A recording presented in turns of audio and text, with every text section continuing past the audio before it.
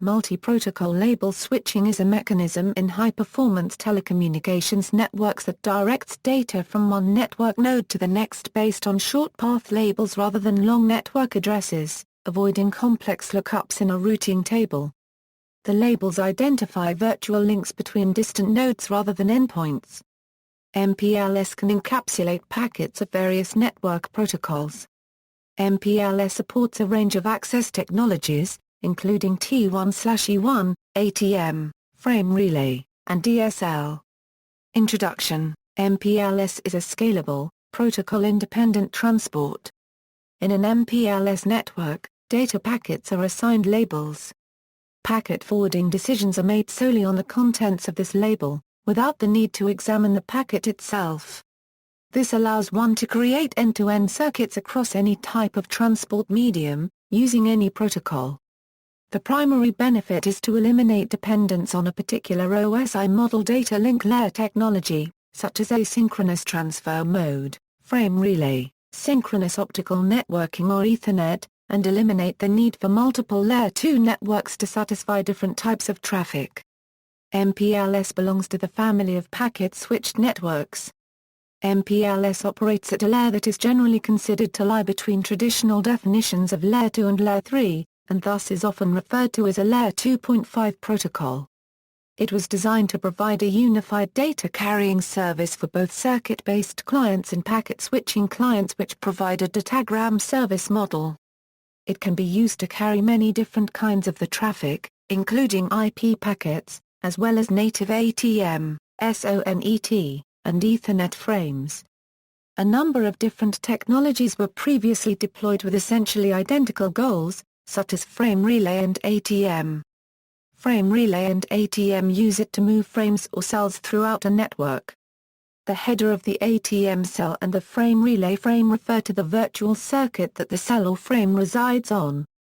The similarity between frame relay and ATM is that at each hop throughout the network, the A-OLRB value in the header is changed. This is different from the forwarding of IP packets. MPLS technologies have evolved with the strengths and weaknesses of ATM in mind.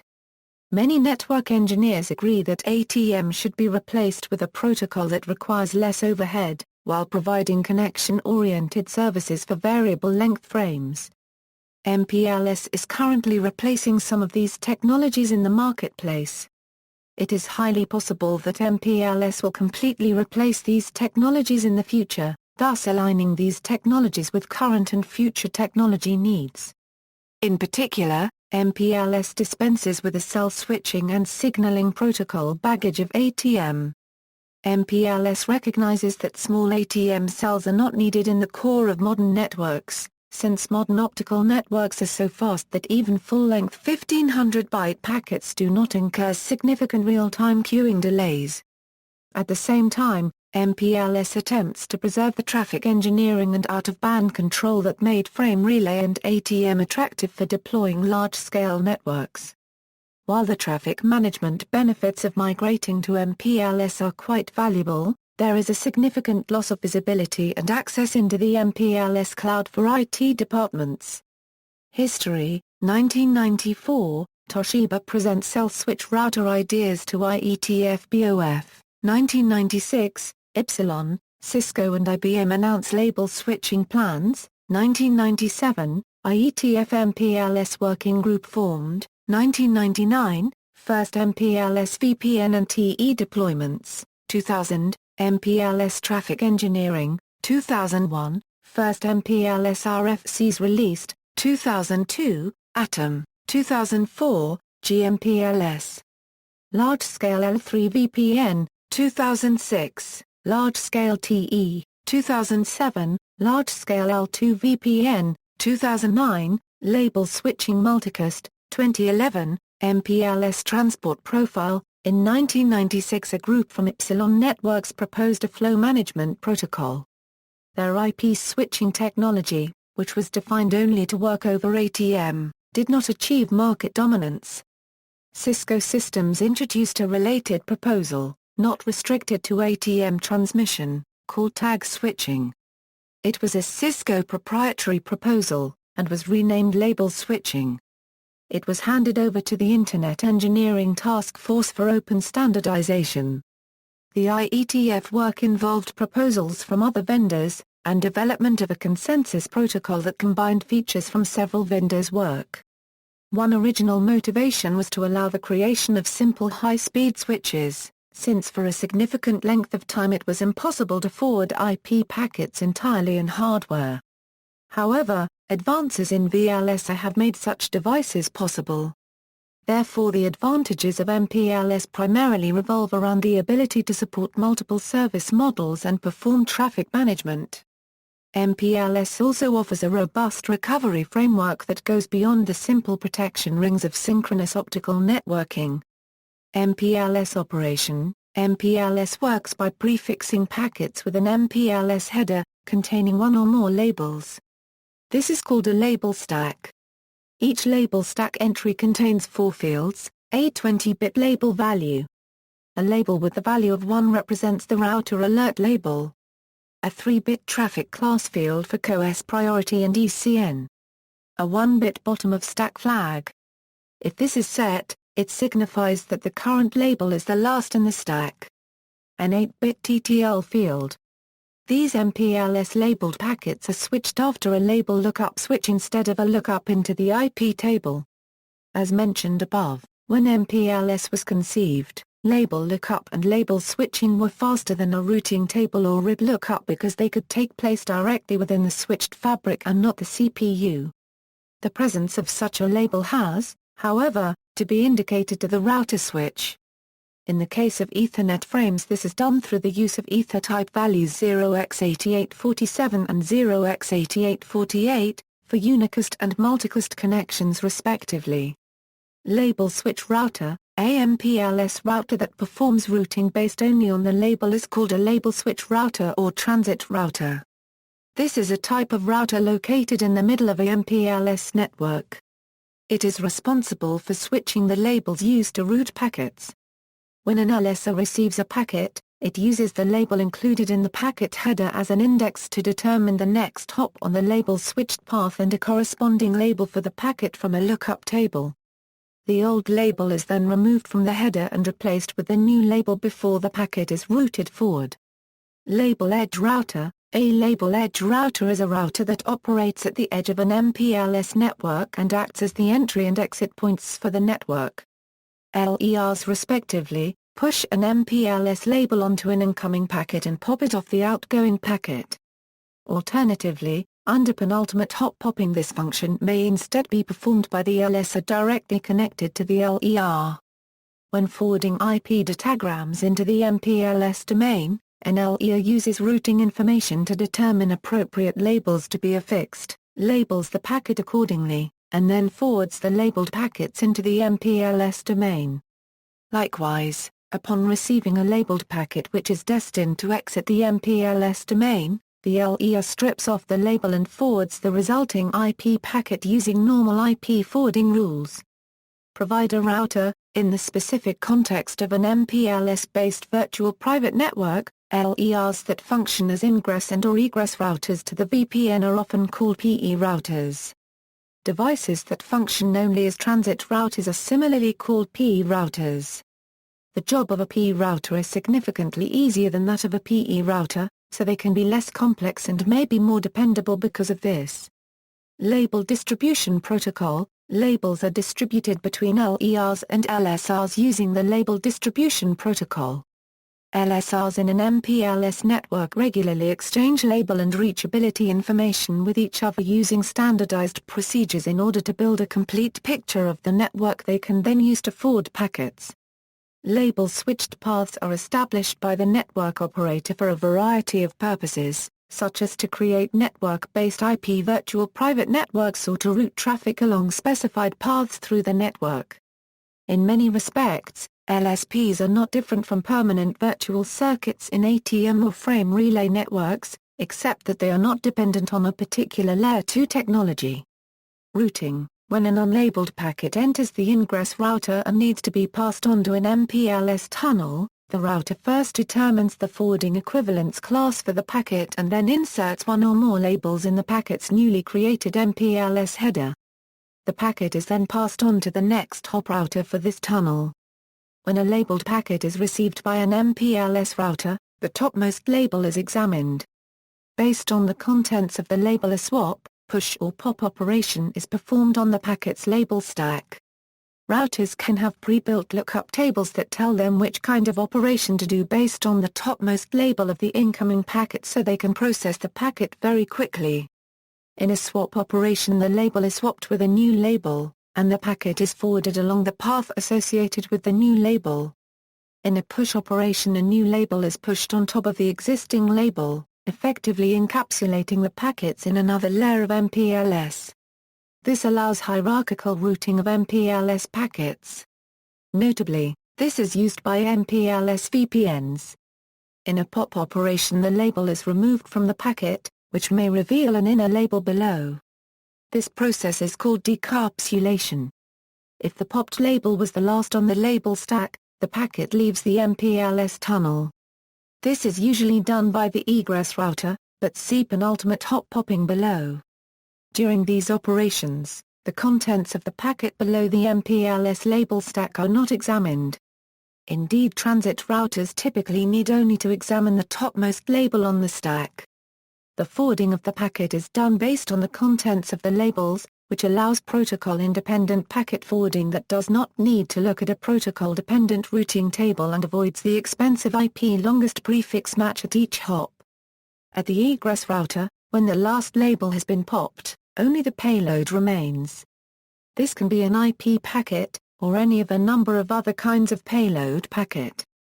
The egress router must therefore have routing information for the packet's payload, since it must forward it without the help of label lookup tables. An MPLS transit router has no such requirement. In some special cases, the last label can also be popped off at the penultimate hop. This is called penultimate hop popping. This may be interesting in cases where the egress router has lots of packets leaving MPLS tunnels, and thus spends inordinate amounts of CPU time on this. By using PHP, transit routers connected directly to this egress router effectively offload it, by popping the last label themselves. Label switched path. A label switched path is a path through an MPLS network, set up by a signaling protocol such as LDP, RSVPTE, BGP or CRLDP. The path is set up based on criteria in the FEC. The path begins at a label edge router, which makes a decision on which label to prefix to a packet based on the appropriate FEC. It then forwards the packet along to the next router in the path, which swaps the packet's outer label for another label, and forwards it to the next router. The last router in the path removes the label from the packet and forwards the packet based on the header of its next layer, for example IPv4. Due to the forwarding of packets through an LSP being opaque to higher network layers, an LSP is also sometimes referred to as an MPLS tunnel. The router which first prefixes the MPLS header to a packet is called an ingress router. The last router in an LSP, which pops the label from the packet, is called an egress router. Routers in between, which need only swap labels, are called transit routers or label switch routers. Note that LSPs are unidirectional. They enable a packet to be label switched through the MPLS network from one endpoint to another. Since bidirectional communication is typically desired, the aforementioned dynamic signaling protocols can set up an LSP in the other direction to compensate for this. When protection is considered, LSPs could be categorized as primary, secondary and tertiary. As described above, LSPs are normally P2P. A new concept of LSPs, which are known as P2MP, was introduced recently. These are mainly used for multicasting purposes. The hub-and-spoke multipoint LSP is also introduced by IETF, short as HSMP-LSP. HSMP-LSP is mainly used for multicast, time synchronization and other purpose. Installing and removing paths. There are two standardized protocols for managing MPLS paths, the Label Distribution Protocol and RSVPTE, an extension of the Resource Reservation Protocol for traffic engineering. Furthermore, there exist extensions of the Border Gateway Protocol that can be used to manage an MPLS path. An MPLS header does not identify the type of data carried inside the MPLS path. If one wants to carry two different types of traffic between the same two routers, with different treatment by the core routers for each type, one has to establish a separate MPLS path for each type of traffic. Multicast was for the most part an afterthought in MPLS design. It was introduced by point-to-multipoint RSVPTE. It was driven by service provider requirements to transport broadband video over MPLS. Since the inception of RFC 4875 there has been tremendous surge in interest and deployment of MPLS multicast, and this has led to several new developments both in the IETF and in shipping products. The hub-and-spoke multipoint LSP is also introduced by IETF, short as HSMPLSP. HSMPLSP is mainly used for multicast, time synchronization and other purpose. MPLS and IP. MPLS works in conjunction with IP and its routing protocols, such as the Interior Gateway Protocol. MPLS LSPs provide dynamic, transparent virtual networks with support for traffic engineering, the ability to transport Layer 3 VPNs with overlapping address spaces, and support for Layer 2 pseudowires using pseudowire emulation edge-to-edge that are capable of transporting a variety of transport payloads. MPLS-capable devices are referred to as LSRs. The paths an LSR knows can be defined using explicit hop-by-hop configuration, or are dynamically routed by the constrained shortest path first algorithm, or are configured as a loose route that avoids a particular IP address or that is partly explicit and partly dynamic. In a pure IP network, the shortest path to a destination is chosen even when the path becomes congested. Meanwhile, in an IP network with MPLS traffic engineering CSPF routing, constraints such as the RSVP bandwidth of the traversed links can also be considered, such that the shortest path with available bandwidth will be chosen. MPLS traffic engineering relies upon the use of TE extensions to open shortest path first or intermediate system to intermediate system and RSVP. In addition to the constraint of RSVP bandwidth, users can also define their own constraints by specifying link attributes and special requirements for tunnels to route over links with certain attributes.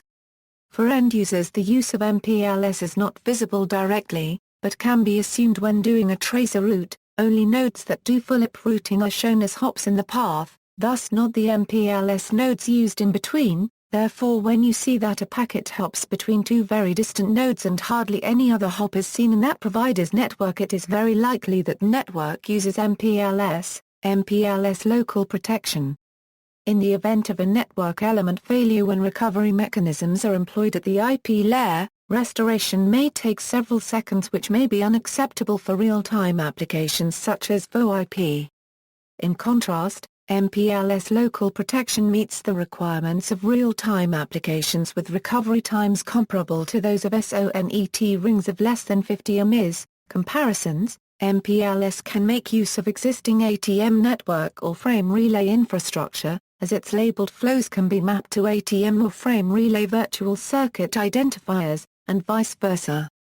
With frame relay aimed to make more efficient use of existing physical resources, which allow for the under-provisioning of data services by telecommunications companies to their customers, as clients were unlikely to be utilizing a data service 100% of the time. In more recent years, frame relay has acquired a bad reputation in some markets because of excessive bandwidth overbooking by these telcos. Telcos often sell frame relay to businesses looking for a cheaper alternative to dedicated lines. Its use in different geographic areas depended greatly on governmental and telecommunication companies' policies. Many customers are likely to migrate from frame relay to MPLS over IP or Ethernet within the next 2 years, which in many cases will reduce costs and improve manageability and performance of their wide area networks. With ATM, while the underlying protocols and technologies are different, both MPLS and ATM provide a connection-oriented service for transporting data across computer networks. In both technologies, connections are signaled between endpoints, Connection state is maintained at each node in the path, and encapsulation techniques are used to carry data across the connection.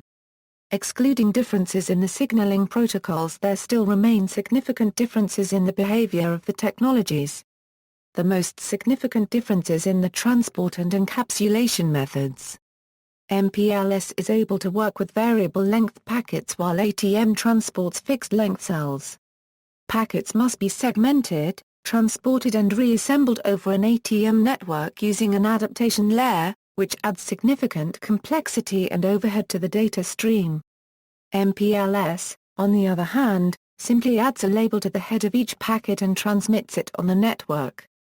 Differences exist, as well, in the nature of the connections. An MPLS connection is unidirectional, allowing data to flow in only one direction between two endpoints. Establishing two-way communications between endpoints requires a pair of LSPs to be established. Because two LSPs are required for connectivity, data flowing in the forward direction may use a different path from data flowing in the reverse direction.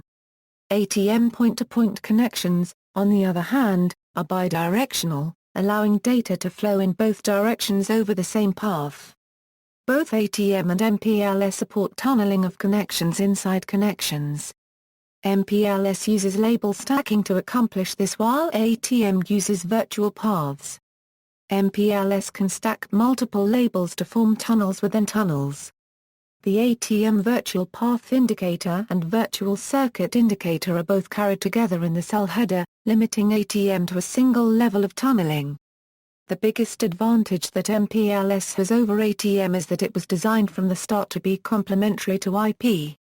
Modern routers are able to support both MPLS and IP natively across a common interface, allowing network operators great flexibility in network design and operation. ATM's incompatibilities with IP require complex adaptation, making it comparatively less suitable for today's predominantly IP networks. Deployment: MPLS is currently in use in IP-only networks and is standardized by the IETF and RFC 3031. It is deployed to connect as few as 2 facilities to very large deployments. For example, in the retail sector, it is not uncommon to see deployments of 2,000 to 5,000 locations to communicate transaction data to a headquarters data center. In practice, MPLS is mainly used to forward IP protocol data units and virtual private LAN service Ethernet traffic. Major applications of MPLS are telecommunications traffic engineering, MPLS VPN and MPLS VPLS. Evolution: MPLS has been originally proposed to allow high-performance traffic forwarding and traffic engineering in IP networks. However, it evolved in generalized MPLS to allow the creation of label-switched paths also in not-native IP networks, such as SONET/SDH networks and wavelength-switched optical networks. Competitors: MPLS can exist in both an IPv4 and an IPv6 environment. The major goal of MPLS development was the increase of routing speed. This goal is no longer relevant because of the usage of newer switching methods, such as ASIC, TCAM and CAM-based switching. Now, therefore, the main application of MPLS is to implement limited traffic engineering and Layer 3/Layer 2 Euro service provider type Euro VPNs over IPv4 networks. Besides GMPLS, the main competitors to MPLS are shortest path bridging, provider backbone bridges, and MPLS-TP. These also provide services such as service provider Layer 2 and Layer 3 VPNs. L2TPv3 has been suggested as a competitor, but has not reached any wider success. Some Internet providers are offering different services to customers along with MPLS. These services mainly include National Private Lease Circuit, ILL, IPLC etc. As an example of NPLC, consider City A and City B. An organization has an office in each city. The organization requires connectivity between these two offices. The ISP will have access to a POP in each city and therefore has a link between the POPs. To connect the offices to the POPs, a connection via the local loop will be commissioned for each office. In this way, an NPLC is delivered. IEEE 1355 and SpaceWire are a family of simplified physical layer standards very similar in function at the hardware level to MPLS. See also, Generalized Multiprotocol Label Switching, MPLS VPN, per-hop behavior, Virtual Private LAN Service, Label Information Base, IEEE 802.1 AC, Shortest Path Bridging, Notes. References. Further reading, Deploying IP and MPLS CoS for Multi-Service Networks, Theory and Practice by John Evans, Clarence Fils, Rick Gallier's MPLS Training Guide, External links, MPLS Working Group, IETF, MPLS IP Specifications, Broadband Forum. A Brief History of MPLS, RIPE.